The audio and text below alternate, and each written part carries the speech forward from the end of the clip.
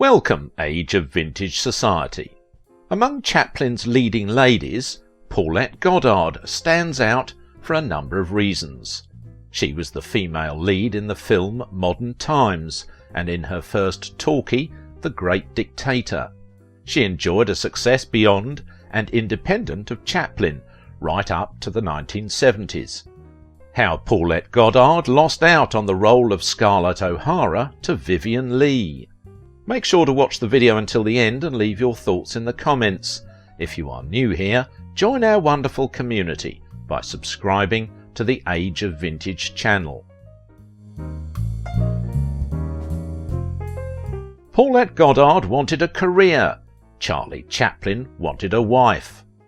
Paulette Goddard began as a child model and grew up to become a stunningly beautiful singer, dancer and leading lady with a trademark infectious grin. In the opening credits of The Women, the stars of the all-female cast are introduced with various members of the animal kingdom representing their respective characters. As the sly gold digger, Paulette Goddard is symbolised by a fox. It couldn't have been a more apropos parallel both for the character and the actress. Of all Charles Chaplin's wives, Paulette Goddard had the most successful film career and was remembered for her work than being Mrs. Charlie Chaplin. The lovely Paulette Goddard is one of those stars. There was more to the girl with the champagne smile than initially meets the eye. Pauline Marion Goddard Levy was born June 3, 1905, Great Neck, Long Island. Goddard worked as a fashion model in her early teens, and at age 16 she appeared as a chorus girl in the Broadway. Paulette's story is well known. As a young woman who struggled financially, she helped support herself and her mother, first as a child model and then as a fetching member of a Ziegfeld show. By 16 she had married a wealthy New York businessman, shedding him a few years later for a substantial cash settlement, which Goddard used to subsidise her move to Hollywood with her mother. She hit the jackpot early and married into wealth, but decided the life of a grande dame was not for her, ditched the husband and headed for Hollywood. You gotta love a girl with spunk.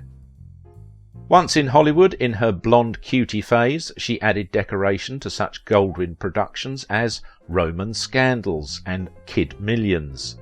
The newly minted starlet became a Goldwyn girl, appearing in Sam Goldwyn productions. It was during this period that Goddard met Charlie Chaplin, and the two began a romance which would both help and hinder Goddard's ambitions for stardom. She was something of a match for Chaplin, strong-willed, independent, a lover of life. Her very personality and influence itself on the characters Charlie wrote for her in her two Chaplin films. Their relationship has been well documented, and Paulette is the one Chaplin woman who went on to have an important Hollywood career on her own. But it was Charlie who convinced her to go from bleached blonde to her natural brunette shade and starred her in two of her most important roles. While the legal status of their relationship was always in question, there is no doubt they did, for a time, make each other very happy. Claiming to have been married in China, Chaplin and Goddard brazenly lived together in his Beverly Hills mansion, shocking the public and raising the eyebrows of even decadent Hollywoodites. By refusing to comment on the matter publicly, the couple stoked the fires of speculation. All good for publicity and name value in Goddard's case, but not beneficial for her reputation in the long run. After her acclaimed appearance in Chaplin's Modern Times, Goddard's career stalled. Chaplin planned future projects for his Was She or Wasn't She wife, but these never came to fruition. Frustrated, Goddard signed a contract with producer David O. Selznick, appearing first in The Young in Heart, third billed above the title with Janet Gaynor and Douglas Fairbanks Jr. Selznick then loaned Goddard out to MGM for their all-star production of Claire Booth Lucy's Cat Fest, The Women.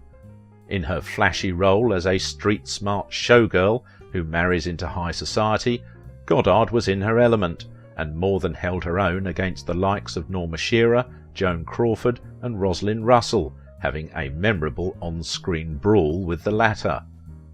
It was a reunion of sorts for Goddard and director George Cukor.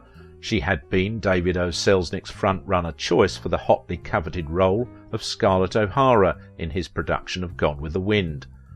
Cukor was the initial director on the project, and it was he who guided Goddard through her series of screen tests, including the only Technicolor screen test given to any of the multitude of potential Scarletts. Many considered her a shoo-in. What may have ultimately cost Goddard the part, however, was the stigma of scandal which still clung to her unorthodox relationship with Chaplin. Selznick, in spite of his friendship with the couple, delayed in officially offering Goddard the role of Scarlett because of his concerns about the public's response to her private life. During November, too, he came to a decision. Paulette Goddard would be his Scarlett O'Hara, and her agent was contacted.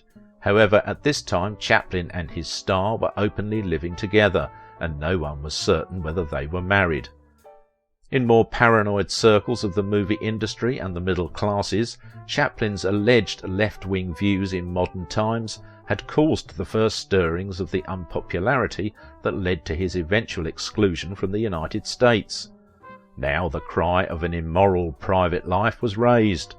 When it became known that Goddard was on the verge of being signed, women's clubs all over the United States fired salvos of protest, and Selznick felt obliged to ask his Scarlett whether or not she was Chaplin's wife. Unfortunately, Goddard couldn't produce a marriage certificate or any official evidence that the wedding had taken place. Their marital status was a source of controversy and speculation. During most of their time together, both refused to comment on the matter. Deciding not to risk a scandal, Selznick reluctantly ordered the search to continue. In the interim, the relatively unknown British actress Vivien Leigh arrived in Hollywood, determined to throw her hat into the ring. The die was cast. Selznick had found his perfect Scarlett, and it wasn't Paulette Goddard. However, all of the publicity surrounding Gone with the Wind, combined with her strong showing in The Women, did result in a surge of interest in Goddard's career. She signed directly with Paramount and was teamed with comedian Bob Hope in the hit comic thriller The Cat and the Canary. Paulette Goddard's eyes were seen in several Maybelline ads during the 1940s, her busiest years as an actress, with Charlie Chaplin, who made her a star. Charlie and Paulette are the most popular post on the Maybelline blog.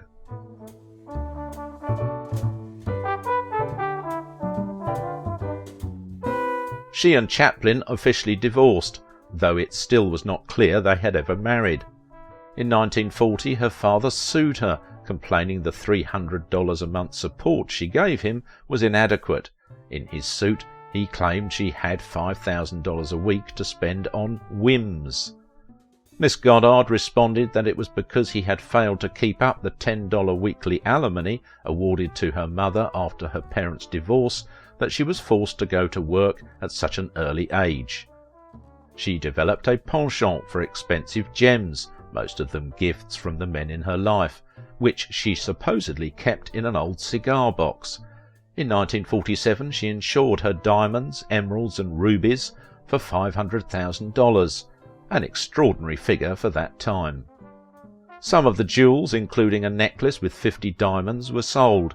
In 1979 she sold for $3.1 million her collection of 30 Cézanne, Renoir and Monet paintings. Over the years, Miss Goddard appeared in such movies as Cecil B. DeMille's Northwest Mounted Police, in which she played a tempestuous half-breed siren, and in his Unconquered, in which she bathed in a barrel. But the big stink regarding Goddard was her refusal to appear in the big Siege on Fort Pitt scene where real firebombs were being hurled about the set. DeMille, who demanded bravery and complete cooperation from his actors under any circumstances, was livid at the actress, berating her in front of the entire cast and crew, but to no avail. Paulette's stand-in did the scenes instead, and in an ironic twist suffered minor burns, to which Goddard felt all the more vindicated. It was the last time the actress was in a Cecil B. DeMille production, being discounted by the director for the role eventually given to Gloria Graham in his extravaganza The Greatest Show on Earth, a film she let DeMille know in no uncertain terms that she greatly wanted to be involved with. Paulette Goddard was smart, sexy, clever, crafty and foxy. She was also a major contract star at Paramount for nearly all of the 1940s, although even at the height of her movie fame, Goddard was perhaps better known, as she is now, for her off-screen exploits, romances and scandals. When more than 40 years after her greatest stardom, Paulette Goddard left a multi-million-dollar estate, including priceless art, fabulous jewels and magnificent properties, it was the culmination of years of not only hard work, but also canny opportunism and a healthy dose of feminine wiles. Though she had been one of the most popular stars of the early 1940s, Goddard was not in demand by the end of the decade. Her final Hollywood film was Charge of the Lancers. Thereafter she worked intermittently in television. In 1958 she married novelist Erich Maria Remarque and moved to Switzerland, where she lived as a private citizen. She returned to the screen one more time in 1964 for the Italian production Time of Indifference.